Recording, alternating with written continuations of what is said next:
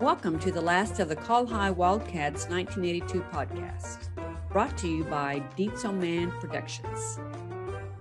Enjoy your youth, because it goes by quickly. The grace of God supports you, and you're gonna be all right.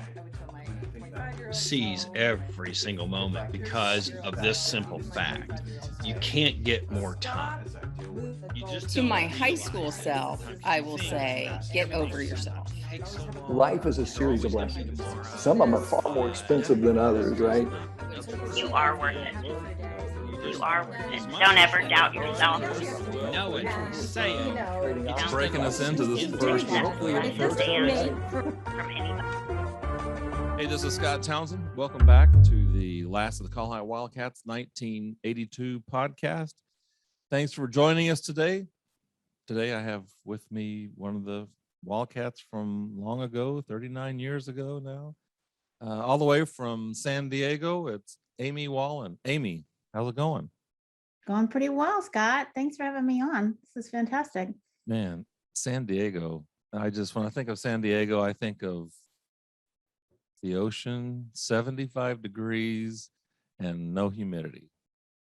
You got it. That's 365 days a year, practically. I don't think I could ever get tired of that. Yeah. Sometimes it gets a little boring, but not really. I appreciate it. Yeah. When I first moved here from Oklahoma, I posted a picture of a big ice storm that I left on my bathroom mirror and told myself I'm going to appreciate every day in San Diego. Never again. Right. So, so bring us up to speed. What have you been up to the last 39 years? 39 years. Well, I did go to OU after Col-Hi. Did that for 4 years. What was your major? Journalism. Okay, good. That's mine at Oklahoma State. Yeah. Yeah, I actually started out as an accounting major because I had Mrs. Hodges, and I thought, oh, this would be great. And I was so bored in college. So I transferred to journalism. I still remember that day walking from the business school and getting my records and then walking across campus to the journalism school. And the journalism school was they were having a party or something and they had balloons and it was so exciting. And I thought, I made the right decision. So, and I majored at my, sub major or whatever you call it. It wasn't a minor, but it was advertising. So came to San Diego and worked for an advertising agency for a little while. So did you go to San Diego right out of OU? About a year later, about a year and a half. I moved into January, a year from January after we graduated. So why San Diego? Not that it's not a great place to go, but all the places you could have gone. I actually was rather meticulous about my planning. I made a list of all the things I wanted in a place. And then I went to those places and interviewed for jobs and things like that. I actually, because I'd grown up overseas, I spoke Spanish. And so I wanted some place where I could use my Spanish. And I wanted a city and I wanted a beach. Beach wasn't at the top of the list, but it was near the top. And anyway, I ended up getting a job in San Diego. So I moved here. It wasn't the best job, but it was a job and it got me here. Yeah. And so I get to use my Spanish, although, most of the Spanish speakers speak English. So, but so you were just living the dream. Right. Exactly. Yeah. And I worked for an advertising agency that specialized in Hispanic advertising. So I got to do that for a little while. That reminds me, you were in the Spanish club, Spanish society at Col-Hi. I was president of the Spanish club. I think there were like 3 of us, maybe 5 members. But yeah, I was part of the Spanish club for a few years with that. And then I won the national Spanish competition, first and second prize during that too. I found my little medal the other day. Wow. One of those highlights. I also got a Spanish scholarship. They were giving away scholarship. There were 3 of us that competed. And I was actually really surprised I won that because my competition was pretty tough. So anyway. That wasn't in the yearbook. I would have brought that up, but I didn't see it in the yearbook. Well, But, well, that's very impressive. No, thanks. Yeah. Thanks. Yeah. No, I was like, you kind of bringing back memories. I was like, wow, maybe I should do something with my Spanish. Yeah, I do actually. I teach it in Spanish right now too. So you advertising in San Diego for Spanish products and services, I guess, whatever, or the language Spanish. Exactly, Hispanic. Yeah, so there were Hispanic. Hispanic services or Hispanic companies, things like that. It was part of a larger. They were actually both boutique agencies, but it was part of an English-speaking advertising agency as well. So it was a little bit of both. So, but I did that for like, I probably did that for like 2 years. We got a long way to go. We got 37 more years here. No, yeah, I forgot I was you. So yeah, so you got like 30. You got a long way to go here. I know. I'm sorry. I forgot I was answering that question. Yeah, no, and then speed it up, Amy. It's gonna take a long time, Scott. It's good thing you have a deadline. No, let's see. Then after that, so then I left and I actually went and worked for a law firm because I wanted to. One of the things with the advertising I was frustrated about is I wanted to be a copywriter. And when you're a copywriter, you're actually, you're writing and you're doing copywriting, but and it's creative, but it's for somebody else. And I wanted to, write short stories, etc. So I left and I got a job at a law firm thinking I can just quit, at 5 o'clock, go home and do my writing and have my weekends off. Where it's advertising agency, it's kind of 24/7. Mm-hmm. And I did that for a while and I was writing and actually did okay. That was actually kind of, law firms are kind of this golden handcuffs. They pay you really well, give you great benefits. Worked my way up there and was doing the writing I wanted to do. And then I decided to leave and just focus on writing. I got married and decided to focus on writing, and which is one thing you should never do when you're a writer, is just decide to quit your job and write. Why is that? Let me guess. Why is that? You need more pressure. You need those deadlines. You need when you have all the time in the world, then you don't do any writing. Right. So I got another job pretty much not too long after. And I worked for a nonprofit again, Latin America Connection. So I was a program officer for El Salvador, Guatemala, and Bolivia. And Bolivia is where I lived when I was a kid. So anyway, I loved that job for a while. And then I thought, I'd be a travel writer, which I never was. I never did that. And then I just kept writing. And what were you writing during this time? Short stories, mostly short stories. Yeah. And then later, I got a job at the law firm and was writing as well. And then I wrote a novel, and that was supposed to be a short story, and it became a novel. And then it got published. Penguin published that in 2007. So and I was still where I knew at that point. I already knew you had to keep working. You can't just write and not do too much else. And see if I can remember. I don't have the memory that Mr. Pennell has. How things worked out. He could probably tell you what he had for breakfast 2 years ago. Right? Exactly. I know. And everyone's name and the year and the time of day. And yeah, exactly. No, I think I've already even twisted some of those pieces of my memory there. But let's see. Then I started teaching writing and I started trying to make my life more focused on writing and teaching and editing. And so that's what I've been doing. I've been kind of piecemealing it all together that way. Excuse me. I got really involved with an organization called Ocean Discovery Institute about 17 years ago. And I've been a big part of that for a while. It was a volunteer job. At first, it was one of those volunteer jobs where you show up to volunteer for 2 hours, and then 17 years later, you're, there every day, every week. So, but I was there to help the kids. The executive director, the founder, was a friend of mine, and she had asked me to come and her students are, it's a STEM program actually, and it's in the inner city part of San Diego, and they work with these kids to try to get them to colleges. It's a college bound program. And the kids are studying science and math, and it's a mentoring program. And so I'm sure you're wondering, well, so how does a writer fit into a STEM program? But one of the things they do every year is they go down to Bahia de Los Angeles, which is in Mexico, and in the Sea of Cortez. Oh boy, you just ripped that one off. So that in the Sea of Cortez, there's these little islands, and the kids go down there and work on they do some marine biology projects. And so they come back. Some of these are all, like I said, inner city kids. A lot of them are immigrants that have come from all over the world. Even though they live in San Diego, they've never been to the beach. They often don't know how to swim, so they do swimming lessons before they go. It's kind of like an outward bound program when they go down there, because they just kind of go, they sleep under the stars 5 weeks.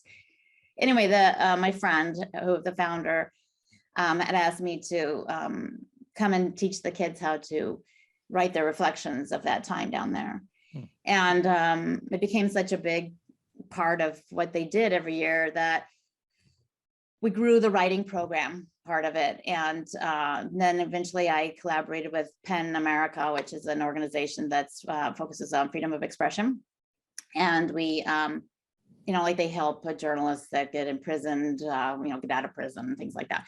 Anyway, they helped us, we publish a book every year of the kids' stories, and not just their time in Bahia, but also just their lives in inner city San Diego. So, so that's what I've been doing. And then now I'm actually paid. I'm a contractor, but it's not just a volunteer job anymore. So it just became a bigger and bigger part of my life. So that's who I teach writing to, as well as for the past 5 years, I was associate director at the New York State Summer Writers Institute. So I would spend my summers in upstate New York, in Saratoga Springs at Skidmore College. As first I was writer in residence there for about 7 years before that. And then the last 5 years I was associate director. So, and that's a summer writers program where I was also a student before that. Cool. So you go over there actually. You don't. Yeah, so I go, the 2020 it was canceled, and then last year we did it. This past summer we did it online, so I didn't go. But all the other years I would go there for 2 months every summer, and during the year we'd have meetings, and so we were actually doing some Zoom and stuff before COVID hit. But we would meet just to do budget stuff, hiring faculty and stuff like that. So. But then in the summer I was there full time for 2 months. So, and I love that. So it's kind of bi-coastal, I guess, but it was kind of it was a job that evolved into that. So, right. So yeah, so that's sort of how I pieced together my writing and my living, was adding in all those kinds of things. So. Pets? I do. I have 2 dogs, Hazel and Muttley. I should have brought them up here to show you but they're not upstairs with me today. But it's 2 little mutts. Muttley, that's a good name. Muttley, yeah. You remember the cartoon with oh yeah, and Muttley? That little wheezy laugh. Right? He kind of looks like that guy with the big nose. So he's part Basset and part like border collie or something. And then Hazel, she's little, we call her a Doc Wawa. She's a little part Dachshund and Chihuahua, I guess. So yeah. Yeah. So have you read all those books behind you? I do have one shelf that's my to be read shelf, and it's kind of in the far side over there. But what are you currently reading now? I'm actually kind of behind times, but I'm reading Lincoln in the Bardo. Have you read that? It's by George Saunders. It won the Booker Man Prize. It's Lincoln and his son Willie, who had died, and they're talking to all the people in the graveyard. It's actually kind of funny.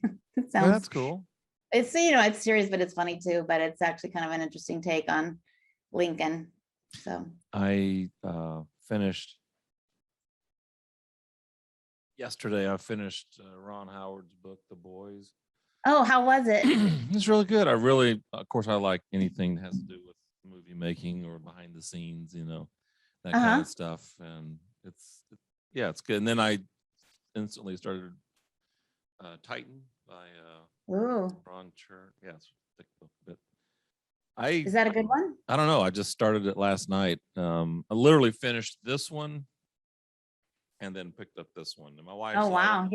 how do you got to have some downtime between books. And I'm like, I No, just love reading. So I like being in one at all. In fact, I feel a little lost if I'm not in the middle. In fact, sometimes I'm listening to one on tape or on audible, have two that I might be reading because I can't wait to pick up the next one. So I'm already starting it before I finish the one. I'm like a chain smoker, I guess, a chain reader. Call it.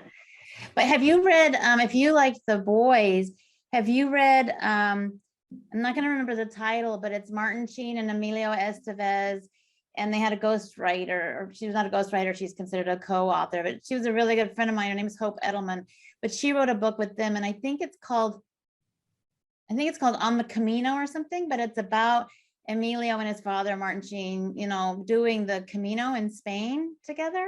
Oh, okay. Oh, that'd be cool. Yeah, but if you like the Hollywood, I'll have to check that out. Yeah, Martin, I can't remember the name of it, but because Emilio Estevez is Martin Sheen's son. Mm-hmm. And so it's their travel together. But here's the interesting thing is, and I don't know if it's in the book or not, but so Hope went with them to do the book and to write the story for them. And so they were doing the Camino, but they would have a Mercedes bring them to the stop and drop them off, and then they'd walk to the next one, and then the limo would pick them up at the next one. So they didn't really do the Camino, quite the way everybody else does. Do it, but they did it Hollywood style. So yeah. I'll check that Anyway, out. little inside. What's her name? Hope what? Hope Edelman, Edelman. I think all three of their names are on the cover. Okay. But yeah. Yeah, I'll definitely check that out. Yeah. So let's go She back. thought they were great people. They're very down to earth. So. Oh, that's cool. So let's go back to we can go back before 1982. What was your life like growing up? And did you grow up in Bartlesville or? No, I came to Bartlesville in 6th grade at Okay. Limestone. I had 1 year at Limestone and then Central and then Col-Hi.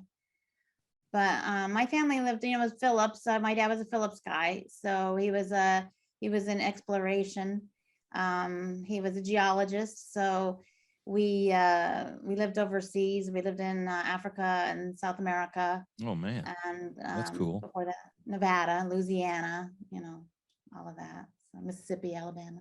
But we moved to Bartlesville from Cochabamba, Bolivia. So what was your favorite place of all the places you guys lived? Cochabamba. Cochabamba. Yeah, it was definitely the best. It was a smaller town, not that small, but it was probably about the size of Bartlesville. So, kind of a city, but not really a city. It had enough going on. It was in the mountains, and it was a very small school. The American school only had 200 students from K through 12th grade. Oh, wow. Yeah. And it was just a fun. And it wasn't the oil company, they never found oil there. So there weren't a lot of Americans in Cochabamba. So it was it was a smaller expat community. So we were much more involved with the Bolivian community than we were with the expat community. Like sometimes when you're in bigger cities, it's How long were you there? About 2.5 years.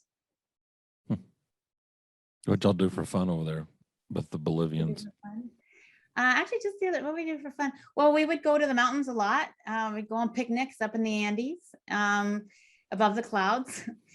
We would go. We had a lot of family friends, like all the expats always hung out together, and we would go for drives, whether it was to the mountains or just other villages, and go see things. People would hear about stuff.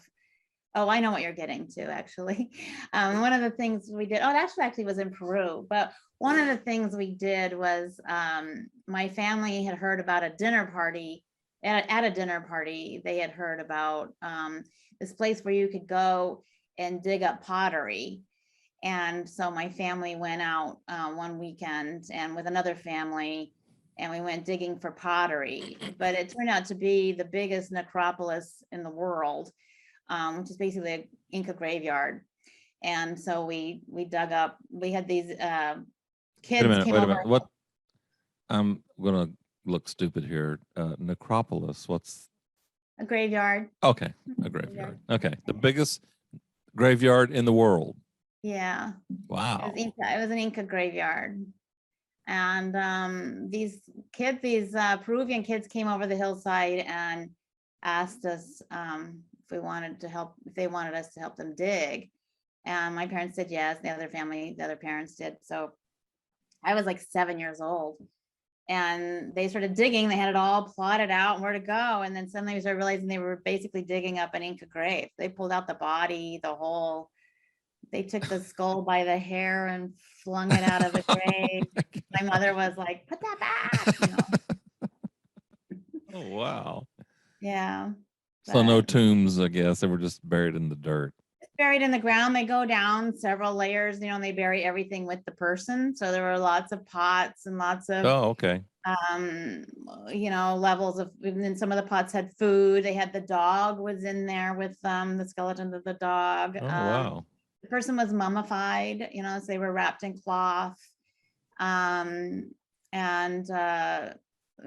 kinds of details throughout the entire thing. It sort of showed their level. He had a crown on, a silver crown, so he was probably some sort of royalty. And how do I remember all of this?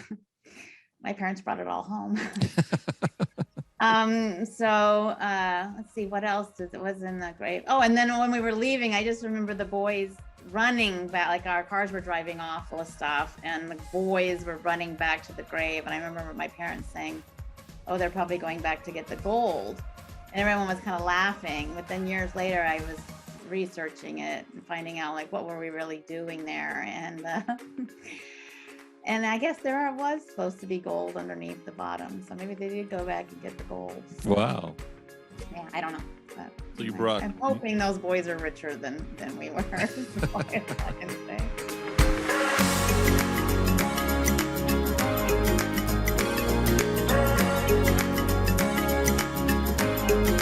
Thank you for listening to the last of the Col-Hi Wildcats 1982 podcast.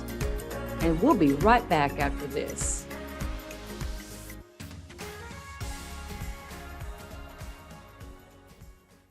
Hey, this is Scott Townsend. Thanks for watching and listening to this episode of the last of the Col-Hi Wildcats 1982 podcast. I'll invite you, if you like what you see here on YouTube, subscribe to the channel. We have 33 subscribers so far. I'd like to make that number 100. So if you can help me with that, that'd be great. Also with the podcast on Spotify or iTunes, iHeartRadio, tune in, subscribe, like, share, leave a review. That would be a great help too. So you guys brought the king back with you. We did. I think he might have just been a prince. A but prince. No, we left actually, I think my dad did bring the skull back because I remember my brother making a joke about wanting to make a lamp out of it. We didn't. It wasn't in our living room. Such a morbid kind of. I don't know why I'm laughing, but no, it's supposed to be funny. Yeah, it was funny. We were the monsters. Yeah, we were totally the monsters. So you came back to Bartlesville after traveling around the world and came back in the 6th grade, you say, to Limestone. Yep. Limestone. Lori List, John Dunaway, Laura Ayers. Laura Ayers lived across the street from me. John Dunaway lived down the street. Who else was in my class? I talked to John the other day. Oh, yeah? Is he going to be on? I'm trying to get him on, yeah.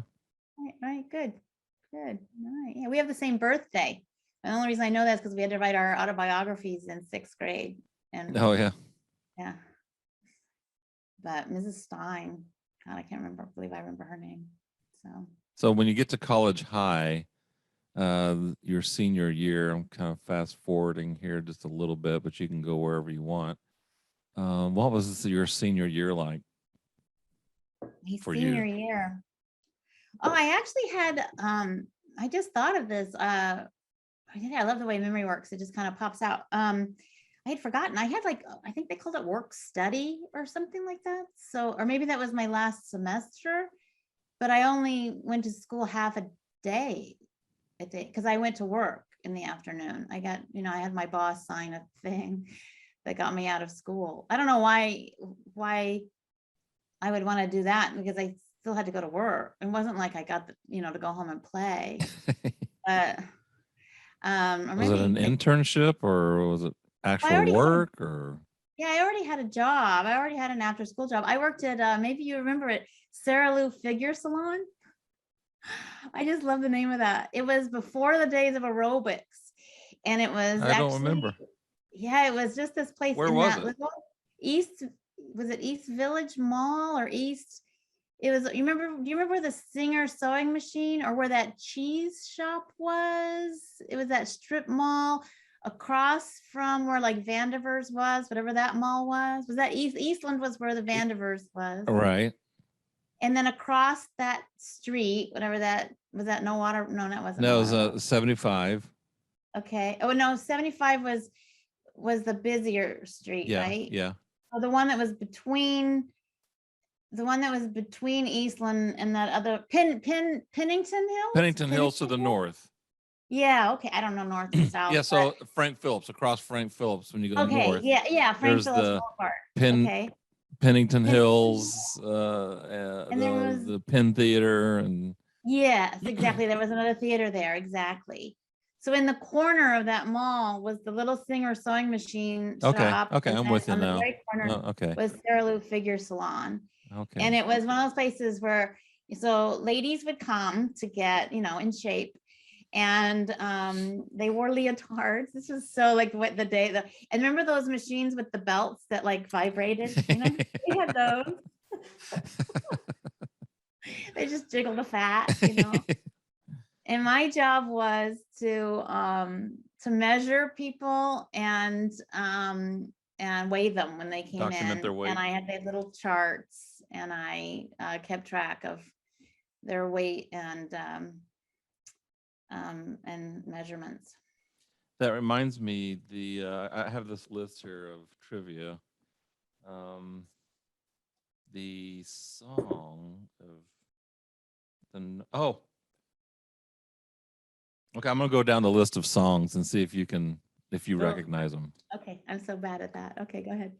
In 1982, throughout the year 1982, from November 81 to January 82, 3 months or 2 months, Olivia Newton-John's Physical. Oh yeah, I remember that. Yeah. Yeah. Okay. Then it was Hall & Oates, Can't Go For That. Yeah, I remember that one. And then come on, turn the page. How about the Police? Yeah. There was a Police song that we actually used at Sarah Lou Figure Salon for our exercise class. We had calisthenics back then because it was before aerobics. I don't see any Police on here as far as what was the song? I can't remember the name. Anyway. Centerfold by Jay Giles. Yeah, Band. Who was that? Jay Giles Band. Oh, Jay Giles. I was gonna say like Blondie or somebody. Okay, Centerfold, but I remember that one. I Love Rock and Roll, Joan Jett and the Blackhearts. Oh yeah, I remember that one. Chariots of Fire theme song. Yeah. Ebony and Ivory by Paul McCartney and Stevie Wonder. Yeah, that's like one of the first like cassettes I owned or something. Don't You Want Me by the Human League. I don't know that one. Don't You Want Me? Oh, right. Don't I can't sing, so I'm not gonna try. I mean, I remember songs like Don't You Forget About Me. It was like from Breakfast Club or something, but the Human League. Oh, right. Don't You Want Me was more kind of rocky, I think. Like Don't You Want Me, kind of like that. I'm not gonna make me sing. This is a trick, isn't it, to get me to sing? Yeah. Let's see if we can make a fool out of Amy. Yeah. Eye of the Tiger, got that one. Oh yeah. Abracadabra, Steve Miller Band. Oh, right. Hard to Say I'm Sorry by Chicago. Yeah. Jack and Diane, Don Oh, yeah. Mellencamp. I didn't like that one. Who Can It Be Now? Men at Work. Yeah. Okay. Up Where We Belong by Joe Cocker and Jennifer Warnes. Up Where We Belong. I should know it, but I don't. I was doing pretty well. Try though. to. Yeah. Okay. Dun, Yeah, dun, you dun, say. dun, dun, dun, dun, dun. I think it's from Officer and a Gentleman. Oh, okay. Dun, dun, dun, dun, dun, dun. Anyway, Sounds vaguely familiar. Truly by Lionel Richie. Um, Mickey, Tony Basil. oh, yeah. Mickey. That's an annoying song. Very. Then a Man Eater by Hall & Oates. So Hall & Oates is on there twice. Yeah. Wow. Um, That's a good memory trigger. yeah. So did you ever get in trouble in high school? What's the worst trouble you got into in high school? Who did you run around with? And did you guys get in trouble? I ran around with There's some Sandy dirt, Collins. man. Come on, let's get Some dirt. You want some dirt? We want I some know, good. right? You need to start digging in these stories. Start Yeah. digging out some. I know. You know, Quit the being only so thing that... nice. yeah. We need to turn this into a PG-13 or maybe hit on an Yeah. R or two. A little R, yeah. Like, let's get some truth out Come here. on, Let's man. not have all this like namby-pamby story. Well, I don't have a very good memory, so if I have any good like getting in trouble stories, I don't remember them very well. But I do remember, like the mine are still sort of PG-13 or maybe even just PG. I skipped school. Like the only time I ever skipped school, I got caught. This is sort of my life story. And Who I caught was you? with Susie. Oh, I'm not gonna remember her name. Susie. What was her name? She was in our Moore? class. Susie Moore? Susie Moore, yes. And her sister called into the school to say we were sick, pretended she was our mom. And the school secretary or whoever it was immediately hung up the phone and called my mom and said, so anyway, I got grounded. And then I feel like Sandy Collins and I, surely we got in some kind of trouble because we were always doing crazy things, but I don't think anybody ever caught us, but we did the wildest things. But yeah, I think we didn't get caught. Come on. No, well, okay. So one year we had a party. I did get caught, but this will tell more about my mom than it'll tell about but we had a party at Sandy's house. Our parents were out of town and my brother had come home from college and he bought us a case of liquor. So we case of liquor or case of beer? No, it was liquor because there was 2 bottles of Everclear in that case. We made the best punch. Although, yeah, I hope your kids aren't listening. No. So, and everybody we had, and so many people came and crashed that party. People I I'll didn't even bet. know. I'll It was bet. huge, and yeah, there were people sick and everything else. Of course, there was Everclear. Are you kidding? It was the best party though.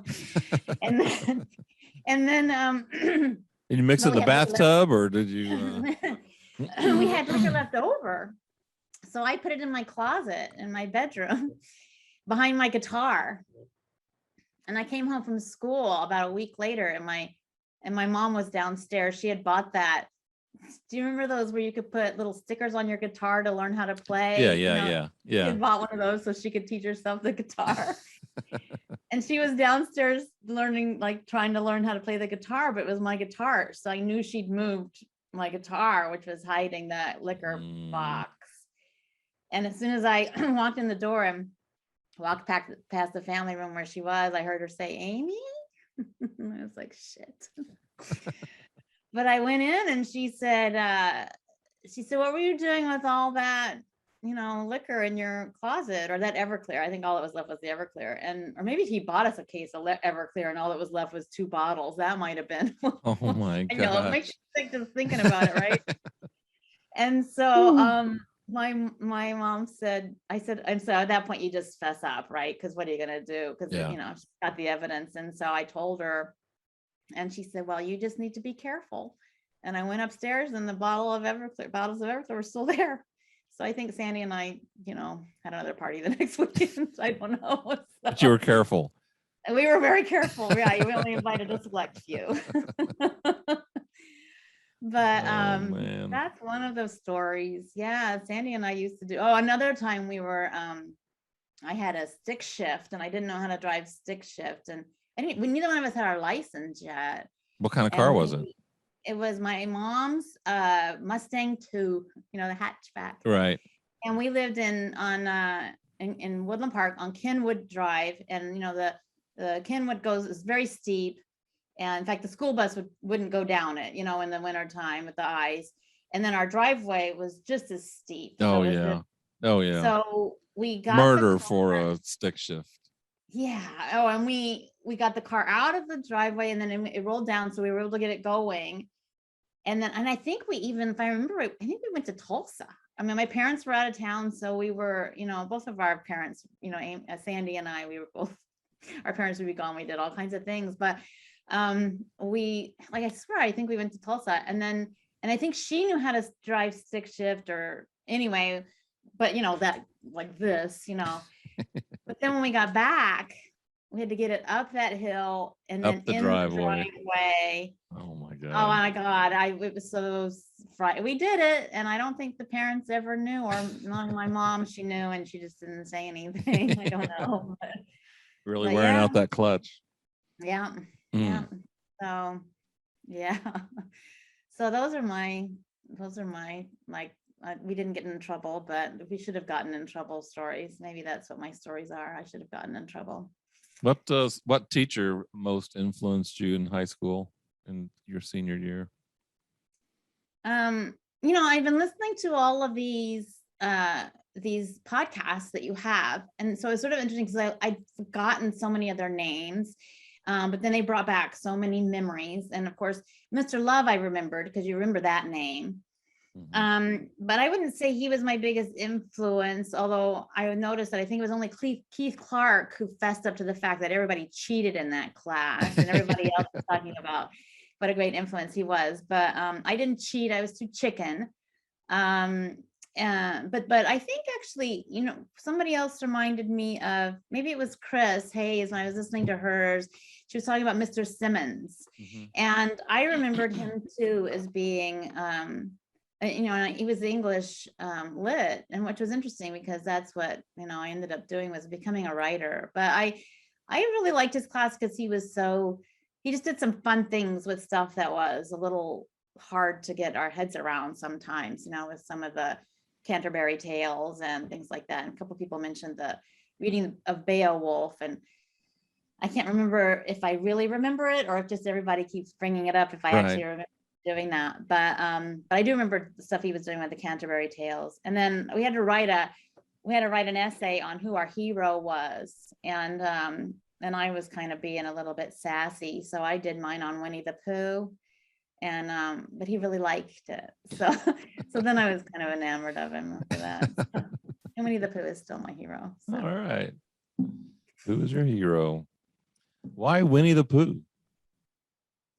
Well, I actually think his attitude about life is pretty good. You know, he's all about just, I can't remember what I wrote in the essay. I took it a little bit more seriously then, but you know, he did have a sort of a view on life of, you know, he was after honey, you know, he wanted to get honey. It's about the extent of it.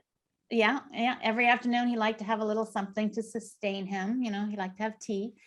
And Chris Hayes mentioned Winnie the Pooh towards the end of her interview. It's funny. Same thing. Yeah. Popping up here. He's good. Well, there is that book called The Tao. Tao of Pooh. Yeah. The Tao of Pooh or something like that. That was a few years ago. That was 82. That came out in 82. Did it really? Yeah. Oh, wow. Yeah. And the reason why I know that is because on this trivia thing, there's books here. The number one book was Robert Ludlum's The Parochial Mosaic or something like that. I don't know that one at all. But anyway, the books, there's one listing here, and I think it is The Tao of Pooh that came out in 82. So anyway. Oh, I would have thought it came out like in the 90s or something. I don't know. Popular and notable books. Let's see here. Hang on, it's gonna make a liar out of me. Oh, it's not listed. It's not listed on here.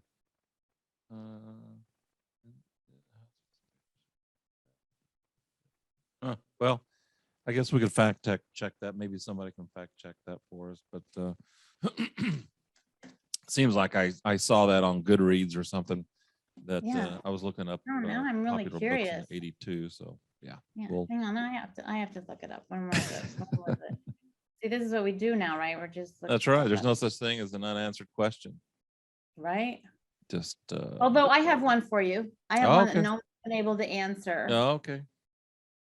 What was the name of the dog on Petticoat Junction? I love the fact that we can talk about Petticoat Junction because I can't. No, most people. I What's wouldn't that? know. So I right? love that we can even know that. I can just say it and I don't have to explain it. Yeah. And you know who Uncle Joe Uncle is, Joe, Right? he's moving kind of slow right? at the junction, and the dog's Betty name Joe? was. I have to guess. There is Sam. no dog. Huh? There is no dog. There is no dog name. I don't know. I've never been able to find it. I've been asking everybody that question. Nobody knows the answer to that. I've Googled it. Mr. Drucker. I see, you know, Sam Drucker. Sam Drucker. Oh. I met Sam Drucker one time at the Did you really? Roy He's like Clark's. my husband's like second cousin or something. Oh Like yeah. Yeah. That's pretty Cool. funny. So All right. Well, my back's up against the clock here. Last question. Here we go. It's the one I always ask everybody. Time for you to get all philosophical here. Put your philosophical hat on. What would you tell your younger self, your 18-year-old self, knowing what you know now? knowing what I know now, so sort of going forward. For this 18-year-old Amy Wallen. All right. Yeah, 18-year-old Amy Wallen. Oh God. Not everyone's gonna like you, but try to make them want to. So that's my goal. Still working on that one. That's a good one. All right. That What was yours, Scott? What's yours? I don't know. See, it's a tough question. I think this is probably the reason why I don't want to be interviewed, because right. being in the hot seat's worse than just asking the questions. Right. I mean, I don't know. It would have to be something along the lines of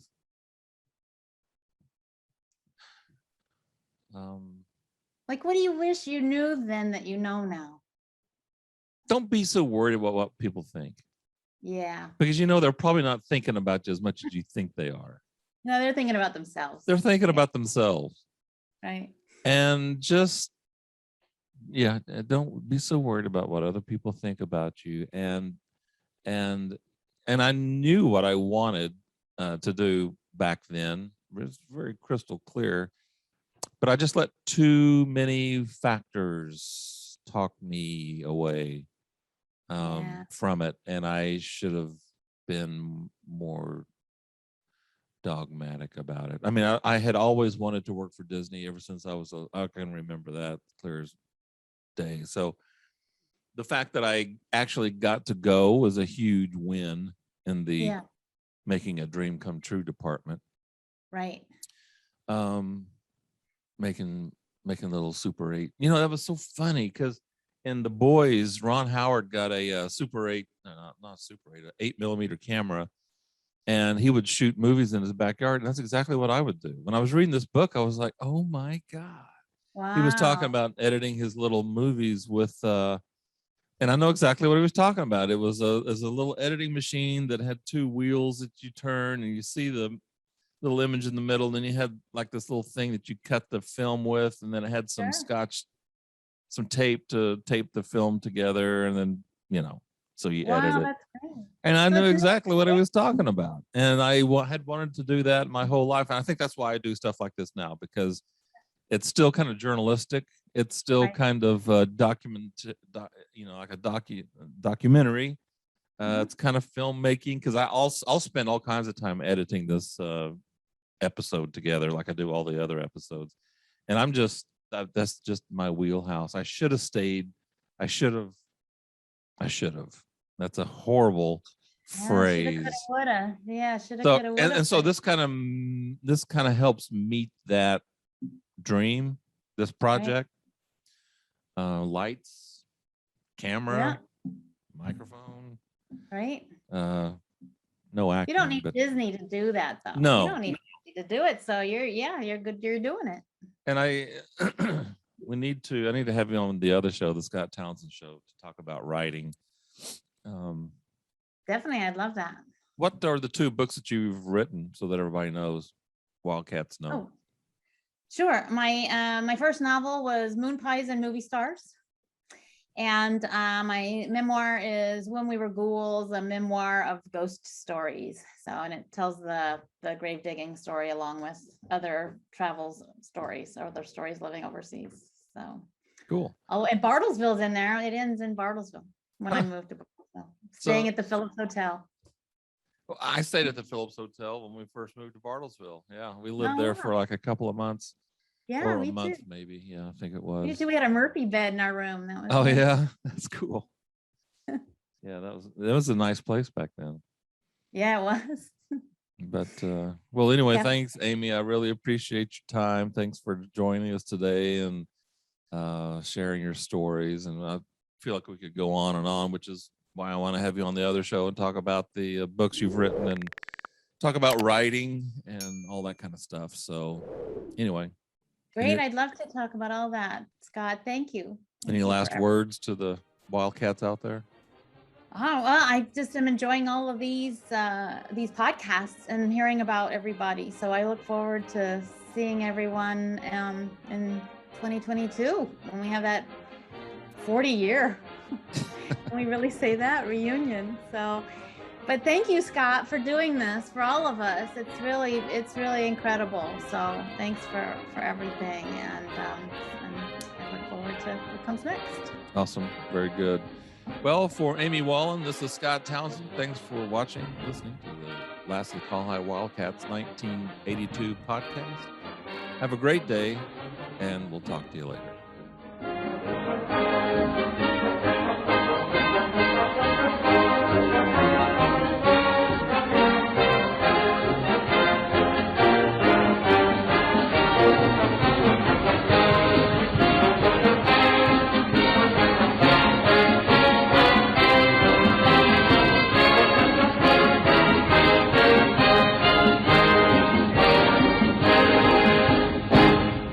The Last of the Col-Hi Wildcats 1982 podcast is a Deep Soul Man production. For more episodes, visit the Last of the Col-Hi Wildcats 1982 YouTube channel, listen on Apple Podcasts, or wherever you listen to your favorite shows.